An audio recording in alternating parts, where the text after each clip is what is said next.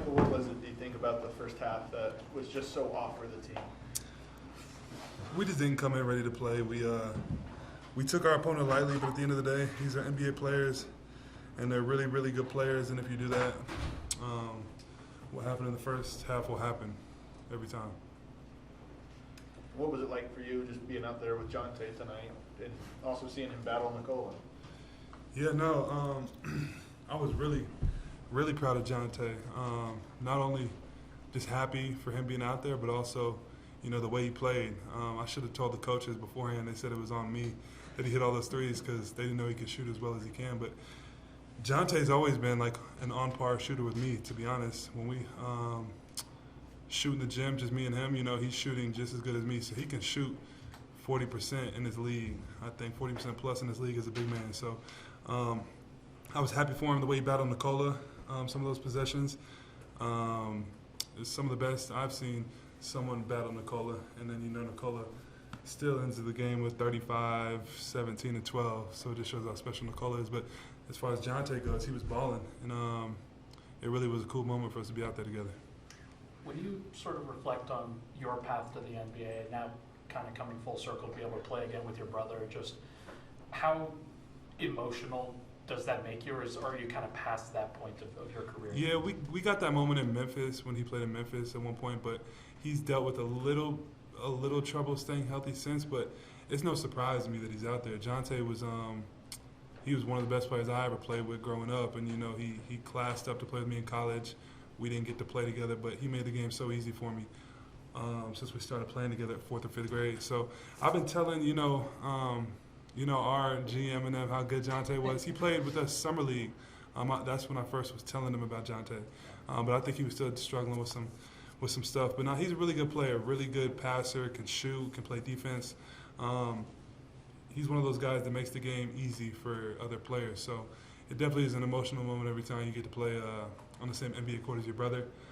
Just considering, there's 430 players in this league, and your brother is one of those players, and then I got another brother, Javon, coming up. So our dad did a good job with us. You two being the closest, though, age-wise, what was it like for you two coming up in terms of, were you always fighting with each other? Were you always getting along, going at each other? What was the dynamic? Nah, growing up, me and Jontay were best friends. Best friends. My mom, she brainwashed us into that. We were all homeschooled, and she would always just tell us, that's your best friend. That's your best friend. So me and Jontay did everything together. We were always what in height, because I was kind of a late bloomer, but I was older, and he kind of sprouted up quick. He got a beard before me and everything, so everyone always thought he was the older brother. So growing up, we always played on the same AAU teams. We would do our subjects in school, being homeschooled, then go outside and play one-on-one, play pig, whatever it is. And then we always played together. And then he classed up with me to play in college at Mizzou, and that's when I first got hurt. And he really got to shine. And he could have went into the draft after that freshman year when I went down, and he really shined. But he decided to come back to Mizzou and play that second year, thinking he could be probably lottery, honestly. And that's when he tore his ACL. So I always knew this was it's not a surprise for me to see him out there, but I'm very, very happy for him. You guys have both been through injuries that have threatened your careers.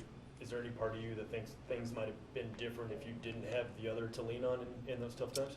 I think in terms of straight up love for the game, I think he's kind of looked up to me in that regard. When he kind of went through his stuff, he kind of was he was down, and he was I think wondering if he should give up the game. But I think he saw me battle through my stuff, and I was always in his ear like, Jontay, my stuff was pretty serious. You can get through this. You just gotta take care of your body. You gotta do this. You gotta do that. He would ask me, how I would recover, and I would give him tips and things like that. So, in the medical world we live in today, an ACL is not career threatening. So, it was. He has so many other hobbies. He's good at a lot of things. So, I think that was a thing he was battling with. But he's always loved the game, and I'm happy he made it back to the NBA. And you don't wish injuries on anybody, but Pirtle going down over there. I think Boucher just got injured. So he has a good opportunity in front of him. Got to take advantage of it. You guys go down 22. You've been in that situation before. Just What kind of things are being said in the huddles just to make sure you guys stick with it? Yeah, I mean, at halftime, we kind of knew, you know, we got to come out here and play serious. These dudes are serious, but we also knew they had a lot of young guys on the floor, and if we played how we can play, we knew they would let us back in the game. So we just had to come out aggressive, really be the enforcers, play fast. Then, you know, Jamal had that spurt where he just took over. I told him after the game, like, I haven't seen anyone who could flip a switch like Jamal sometimes, you know, when he gets in that mode. So, you know, he did that, and then Joker started hitting shots, and it was just a good team comeback. Pope didn't hit a shot all game, and then he hit that big three. So, total team effort. Mike, Jontay just said that you beat him the majority of times if you guys were playing like one-on-one, but he thought you might have let him win a couple times. Did you ever let him win as kids? Honestly, no. As competitive as we are, nah. I never let him. I never try to let him win. You know, big brothers always have that like power over their little brother. You can't get that up.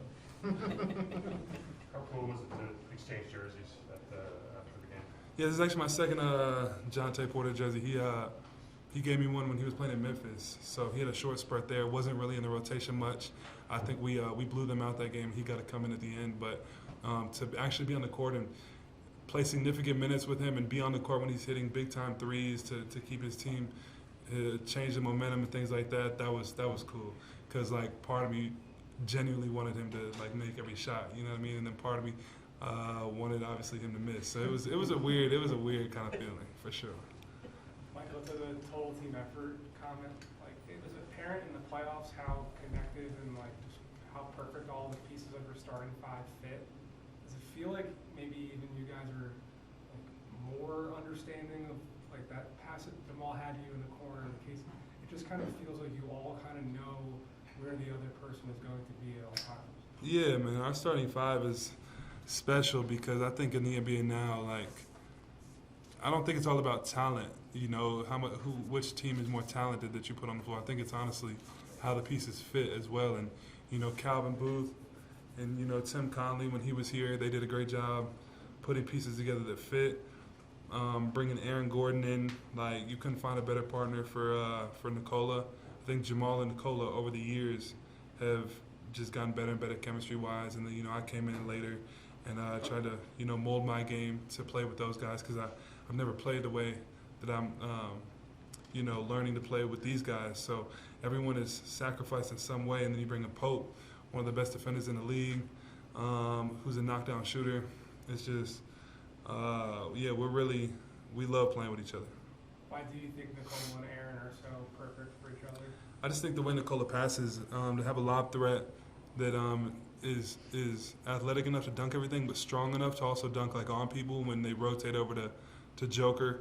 I think that's just amazing to have him in the dunker. But then also Aaron's a very good playmaker and passer too. So when you got me and him in transition, he's looking to find me threes and things like that. So he's not just like a player out of the dunker. He can bring the ball up, initiate the offense, find players. So he's an amazing player. He was a number one option over in Orlando. So, you know, he's sacrificing a lot to be on this team as well. Cool. Thank you, Mark. Thank you, Mike. Appreciate it. Appreciate it, Mike.